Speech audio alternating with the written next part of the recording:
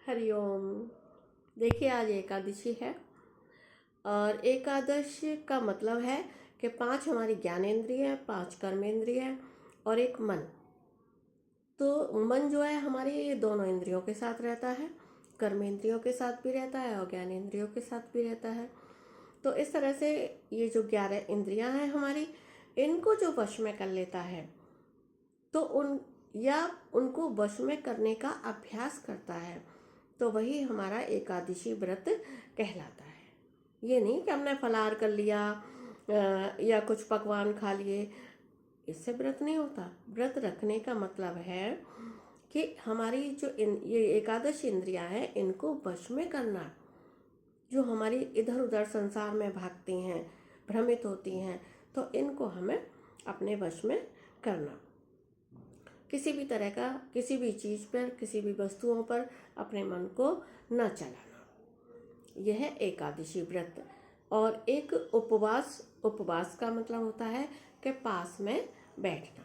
किसके? परमात्मा के। एक परमात्मा का चिंतन करना, एक हरि का चिंतन करना, भगवान का चिंतन करें, ताकि हमें, कहते हैं ना कि अंतमति सो गति। जिसका हम चिंतन करेंगे तो अंत समय पे हमें वही याद आएगा। संसार का चिंतन करोगे तो संसार याद आएगा, है ना, कि बेटा को बुलाओ, बेटी को बुलाओ, बहू को बुलाओ। और अगर परमात्मा का चिंतन करोगे तो परमात्मा ही हमें याद आएंगे।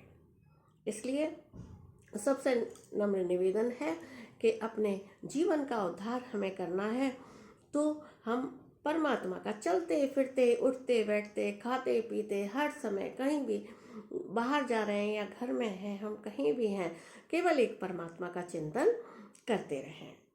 इसमें किसी का कोई बंदिश नहीं है, कुछ भी कोई नियम करने की जरूरत नहीं है। केवल एक परमात्मा का नाम लीजिए। हमारे गुरु महाराज बताते हैं कि राम का, शिव का या ओम, इन 3 मंत्रों में से आपको जो भी आपकी अंतरात्मा को जो कबूल हो, वही मंत्र जो है आप जप सकते हैं, है ना। और एक मंत्र जो कि हमारे श्वास में चल सके। राम अच्छा लगे राम जपिए, शिव अच्छा लगे शिव जपिए। ओम तो महामंत्र है ही, है ना। ओम जो साक्षात पूरे ब्रह्मांड में व्याप्त है। और शिव, कहते हैं ना, हरि अनंत, हरि कथा अनंता। भगवान भी अनंत हैं और भगवान की कथाएं भी अनंत हैं। तो इन तीनों में से राम जो पूरी सृष्टि में रमा हुआ है, हमारे रोम रोम में रमा हुआ है, तो आप तीनों में से किसी भी मंत्र को आत्मसात कर सकते हैं और उसका अपने श्वासों में जाप करना है। आपको श्वासों में जप करना है। तो जप करने की विधि मैं अगली वीडियो में बताऊंगी आप लोगों को। तो इसलिए अच्छा लगे तो लाइक करना, सब्सक्राइब करना। Thank you. हरिओम।